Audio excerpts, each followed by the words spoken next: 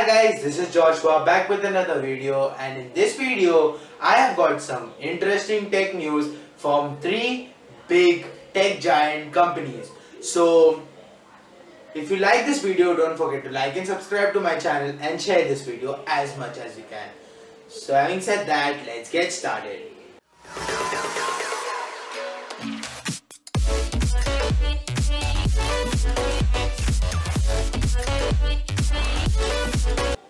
So our first news is from Ryzen. Ryzen, which has unveiled its 4000 series of processors for laptops and ultra-thin notebooks. So the series goes as follows. AMD Ryzen 7 4800U has 8 cores, 16 threads with a boost clock of 4.2 GHz and a base clock of 1.8 GHz. It has a cache memory of 12 MB, graphics cores 8, and the graphics frequency is 1750 MHz. Also, the TDP of all these chips is only 15 watts. So the next chip on the lineup is Ryzen 7 4700U with 8 cores and 8 threads. Nothing much changes over here, just the base frequency is upgraded to 2 GHz with a cache memory of the same, and graphics frequency decreased by 100 MHz. Also, we have a very interesting processor over here which can be handy for budget builds, budget laptops which are in trend nowadays. AMD Ryzen 5 4500U comes with 6 cores and 6 threads with a base clock of 2.3 GHz and a boost clock of 4 GHz. It comes with 6 graphic cores with a frequency of 1500 MHz. Also, the TDP is 15 watts. But there's a twist. The Ryzen 5 4600U has 6 cores and 12 threads with 4 GHz as a boost clock and 2.1 as a base clock, 11 MB of cache and 6 graphics cores, also with a TDP of 15 watts. This processor will be a game changer in the market, which is highly dominated by Intel. So our next tech news is from Intel. Intel, which has unveiled its COMET Lake processors, also the 10th generation Intel Core processors, which has two series, the U series and the Y series.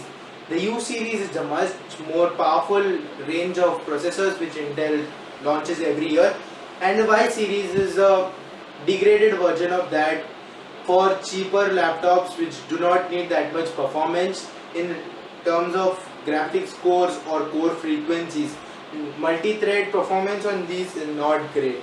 So the Y series consists of i3 to i7, which has 4 cores and 8 threads, same like the previous generation.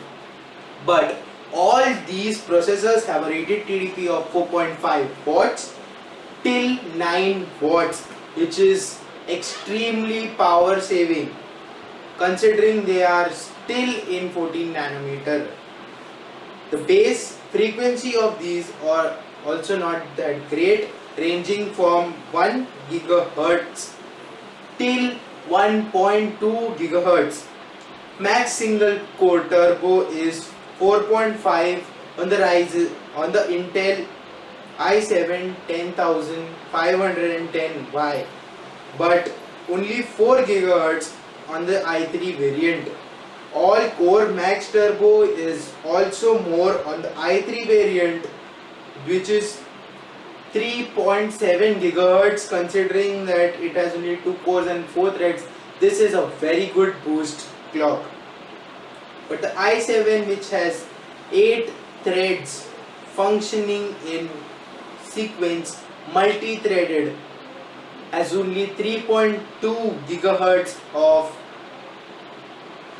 all-core turbo.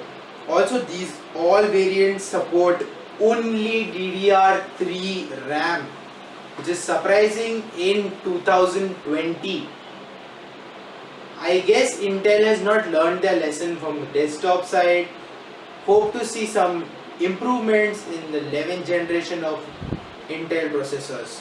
So moving on to the next, Nvidia has announced their mobile RTX Super series.